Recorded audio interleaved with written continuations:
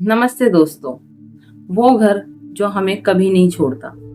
उस रात मैंने पहली बार अपनी बेटी को किसी से बात करते हुए सुना जो वहां था ही नहीं। वो धीरे से बोली, मम्मा, वो आंटी फिर से आ गई।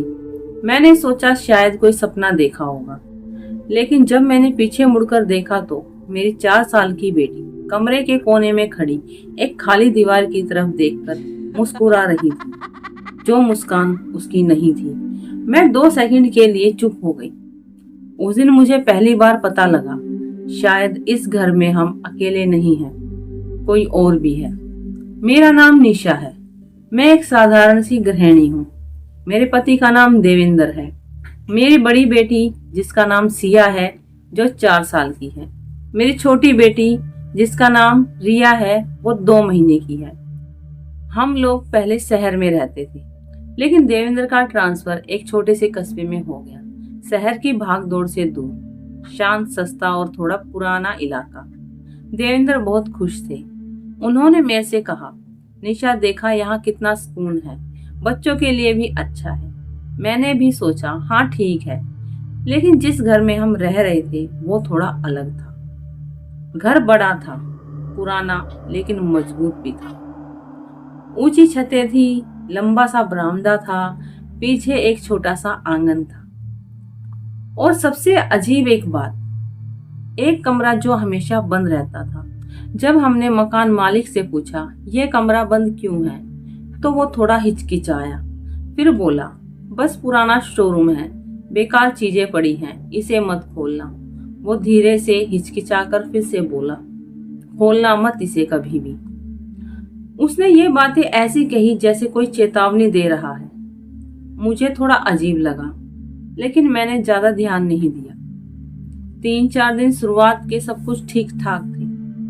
मैं घर का काम करती, देवेंद्र ऑफिस जाते, सिया खेलती और छोटी बेटी बस रोती, सोती, दूध पीती। सब कुछ नॉर्मल चल रहा था, लेकिन धीरे धीरे कुछ छोटी छोटी बातें होने लगी। एक दिन मैं किचन में काम कर रही थी, सिया बाहर खेल रही थी। अचानक वो जोर जोर से हंसने लगी। मैंने सोचा कोई पड़ोस का बच्चा आया हो। मैं बाहर गई तो वो बिल्कुल अकेली थी। मैंने पूछा, किसके साथ खेल रहे हो? वो मुस्कुरा कर बोली, मम्मा, आंटी के साथ। मैं चौंक गई। कौन सी आंटी? उसने उंगली से सामने की दीवार की तरफ इशारा किया। वो सफेद साड़ी वाली आंटी। मैं सुन रह गई। वहां कोई नहीं था। मैंने तुरंत उसे गोद में उठा लिया। मैंने उनसे कहा, बेटा, ऐसी बातें नहीं करते, कोई नहीं है यहाँ। वो चुप हो गई, लेकिन उसकी आंखें अब भी उसी दीवार की तरफ थी। मेरी धीरे धीरे बेचैनी बढ़ने लगी। उस दिन के बाद सिया बार बार उसी आंटी की बातें करने लगी। आंटी मुझे कहानी सुनाती है, आंटी मेरे साथ खेलती है, आंटी कहती है मम्मा को मत बताना। वो धीरे से घबरा कर बोली, मम्मा को मत बताना। ये सुनकर मेरे अंदर कुछ अजीब सा हुआ। मैंने देवेंद्र को बताया। वो हंस पड़े। अरे यार, बच्चे हैं, कुछ ना कुछ अपनी मनगढ़ंत बातें बना लेते हैं, ये नॉर्मल है। मैंने भी खुद को समझा लिया, हाँ शायद यही होगा। लेकिन ये सिर्फ शुरुआत थी। एक रात करीब 2 बजे छोटी बेटी अचानक रोने लगी। मैं उठी, उसे गोद में लिया और दूध पिलाने लगी। तभी मुझे लगा जैसे घर के दूसरे कमरे में कोई चल रहा हो, वो भी धीरे धीरे। मुझे टक टक की आवाज सुनाई दी, जैसे कोई नंगे पैर चल रहा हो। मैंने सोचा शायद देवेंद्र होंगे। मैंने आवाज दी, लेकिन कोई जवाब नहीं आया। मैंने फिर से आवाज दी, फिर भी कोई आवाज नहीं आई। फिर भी सन्नाटा ही था। मैंने डरते हुए कमरे के बाहर झांका, जबकि देवेंद्र मेरे बगल में ही सो रहे थे। तो फिर कौन चल रहा था? उस रात मैं सो नहीं पाई। सुबह मैंने सब बातें देवेंद्र को बताई, लेकिन वो फिर से हंस दिए। तुम ज्यादा सोच रही हो, शायद वो सही कह रहे थे। लेकिन मेरा दिल ये मानने को तैयार नहीं था। एक दिन सिया अचानक उस बंद कमरे के पास चली गई। दरवाजा बंद था, लेकिन वो उससे बातें कर रही थी, वो भी धीरे धीरे। आंटी, मैं आ गई। मैं भागकर वहां पहुंची। सिया, यहाँ क्या कर रही हो? वो बोली। आंटी अंदर हैं, वो बुला रही हैं। मैंने गुस्से में कहा, कोई नहीं है अंदर, और उसे वहां से खींचकर ले आई। लेकिन जब मैं वापस मुड़ी तो मुझे साफ साफ लगा जैसे दरवाजे के पीछे कोई खड़ा हो और धीरे से दरवाजे पर हाथ रख रहा हो। उस रात कुछ ऐसा हुआ जिसने मेरी जिंदगी बदल दी। रात के करीब 3 बजे थे। अचानक मेरी आंख खुली। कमरे में हल्की सी रोशनी थी। मैंने देखा सिया अपने बिस्तर पर नहीं है।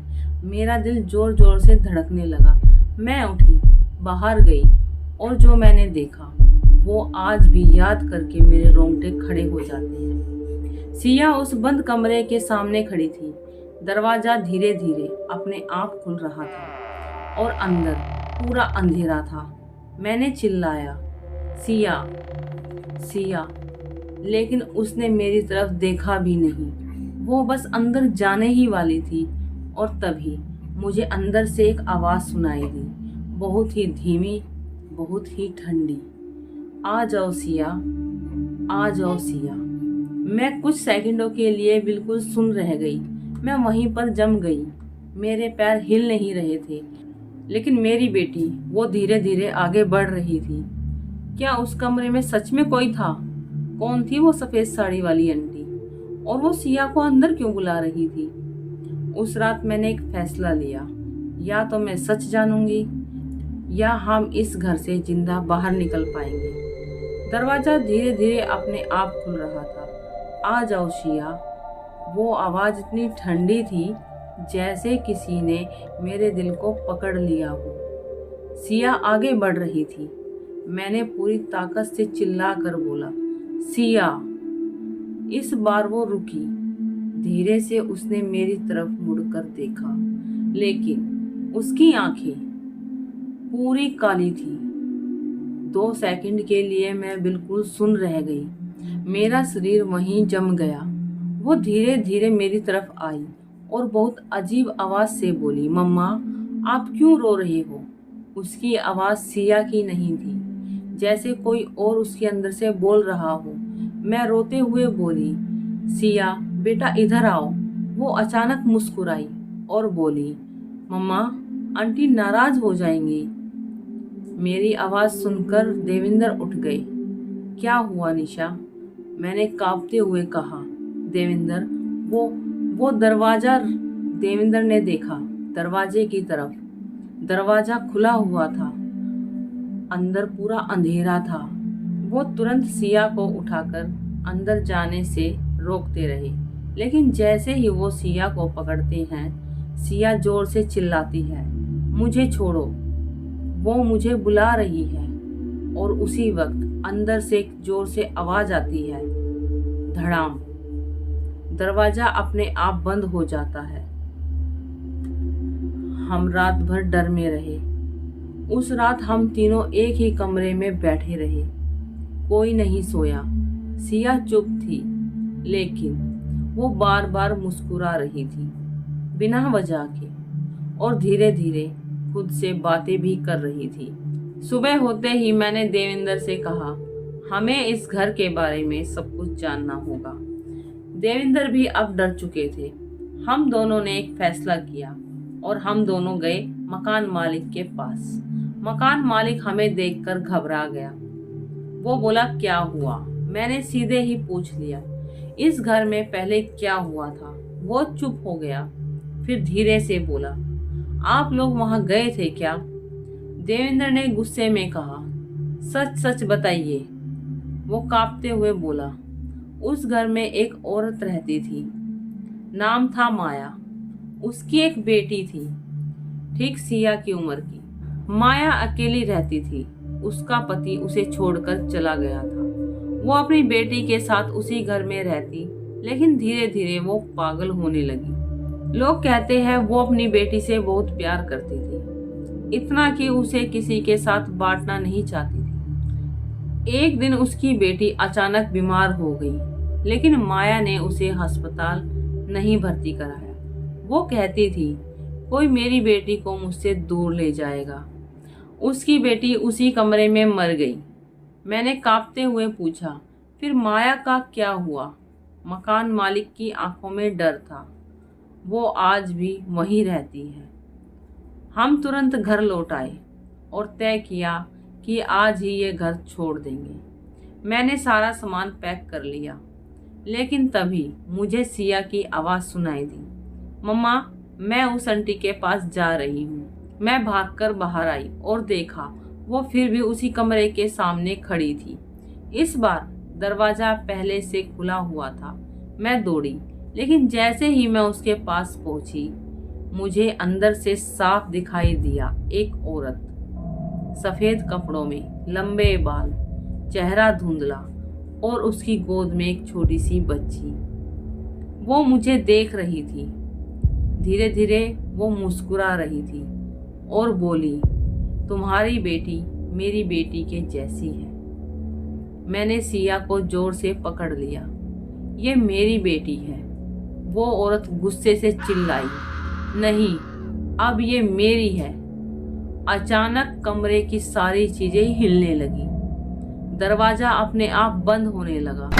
हवा तेज हो गई और सिया मेरे हाथ से छूटने लगी। मैं रोते हुए चिल्लाई, भगवान के लिए मेरी बेटी को छोड़ दो। उस औरत की आंखों में अचानक दर्द आ गया। वो धीरे से बोली, मेरी बेटी मुझे छोड़कर चली गई। मैं उसे अकेला नहीं छोड़ सकती। मैंने रोते हुए कहा, तुम उसे छोड़ो, तभी तुम उसे पा सकोगी। वो औरत धीरे धीरे शांत हो गई। उसने सिया को देखा, फिर अपनी गोद में बैठी अपनी मरी हुई बेटी को, और धीरे से बोली, शायद तुम सही कह रही हो। अचानक उसकी गोद वाली बेटी गायब हो गई और वो औरत धीरे धीरे हवा में घुलने लगी। जाने से पहले उसने सिया के सिर पर हाथ रखा, अब तुम आजाद हो। उस दिन के बाद सब कुछ शांत हो गया। हमने वो घर छोड़ दिया, नई जगह आ गई। सब कुछ ठीक लगने लगा, अच्छा लगने लगा। लेकिन एक रात मेरी छोटी बेटी, जो अब 6 महीने की थी, अचानक से हंसने लगी। मैंने उसकी तरफ देखा। वो हवा में किसी को देख रही थी और धीरे से बोली, आंटी। अगर आपको ये कहानी पसंद आई हो तो वीडियो को लाइक करना, शेयर करना और सब्सक्राइब जरूर करना। नमस्ते।